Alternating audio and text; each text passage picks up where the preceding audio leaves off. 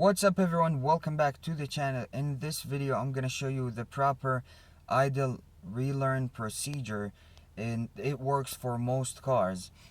What I am positive of, it works on Toyotas. This is a Toyota. It works on Pontiacs.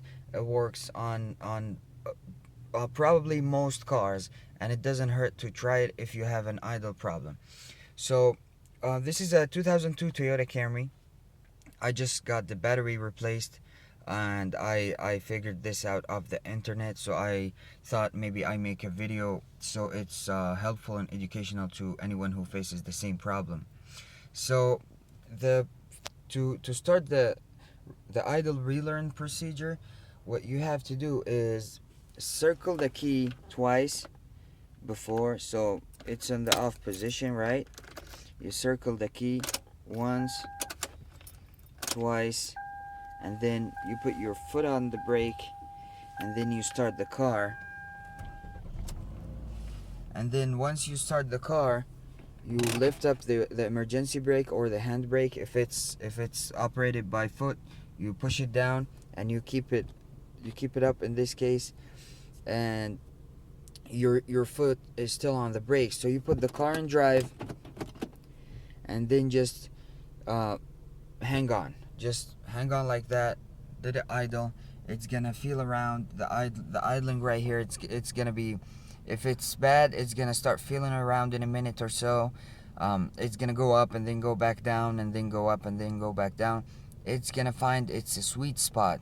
So the good thing about this procedure, the car finds the best operating idling level. So you need all your accessories off, the AC, the radio, everything must be off, so that the idle gets as high as possible when all these accessories are off. So when you turn them on, the engine doesn't get overloaded and start shaking, if that makes sense. So again, in drive, hand brake up, or if it's operated by foot, push it down.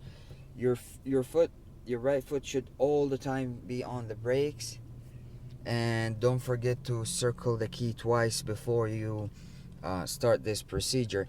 This again should work on most cars. Even if you're not sure if it works on your car or not, just try it out, see if it works. And yeah, this is it.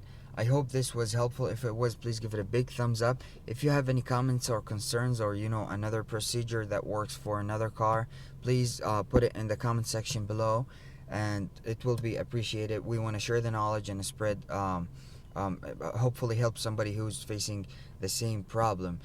This will happen in these Toyotas after you change the battery. In some cases, if you get a shortage in power for some reason and you replace the battery, this might happen. If it happens, this is the solution for it. And thank you guys for watching. We will see you in the next video.